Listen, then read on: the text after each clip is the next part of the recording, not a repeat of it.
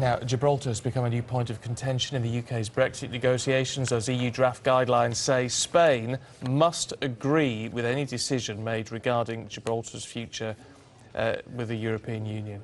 Oh, that's going to cause a lot of upset. Let's head to Gibraltar. We can talk to Gibraltarian journalist James Neish. Morning to you, James.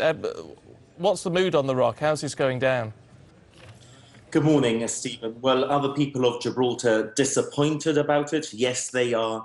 Are they surprised? Quite frankly, no. This is possibly one of the many outcomes that would have been expected. But let me tell you what has a surprise, or what's perhaps the biggest surprise here on the Rock of Gibraltar, is that the Maltese and Irish governments, supposed allies, have gone along with this. And as far as disappointment is concerned, Gibraltar will be looking to the EU Council and to the Commission, which quite frankly have really just slapped Gibraltar in the face after Gibraltar just showed the biggest support for the European Union back in June.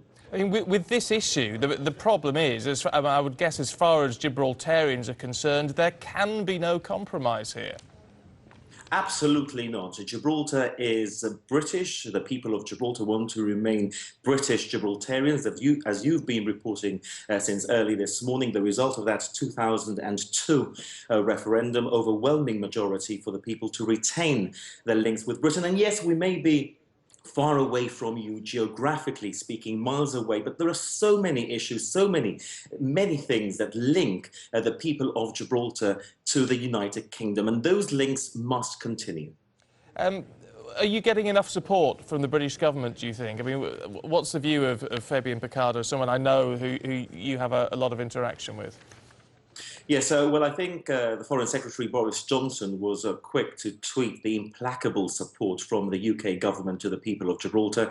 We know that the Chief Minister, Fabian Picardo, has been speaking to Mr. Johnson. I understand that conversation took just over 5 minutes yesterday, and very much the impression that Gibraltar's Chief Minister is getting from Boris Johnson is that there is 100% support for the people of Gibraltar.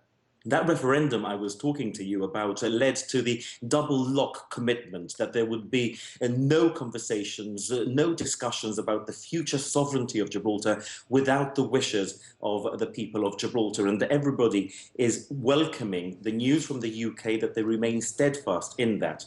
Of course, Prime Minister Theresa May has been coming under some criticism for omitting Gibraltar from her letter, from not giving more details about Gibraltar. She can very easily fix that by making a visit to Gibraltar. It's only 2.5 hours away. Look, while negotiations and discussions and all these tensions are ongoing, there's a real danger, isn't there, that Spain, which we know is very antagonistic towards Gibraltar, could start adding these problems to the border crossing, which is crucial to Gibraltar. We've seen that over recent months. Are you expecting that to happen again?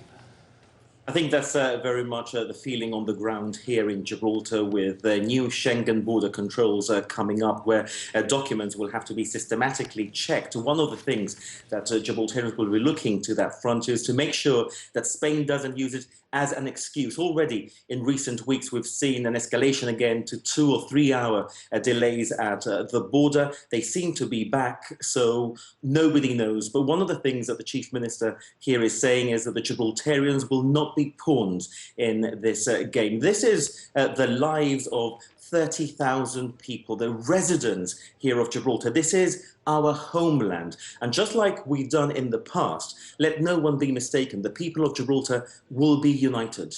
OK, James Neish, thank you. OK.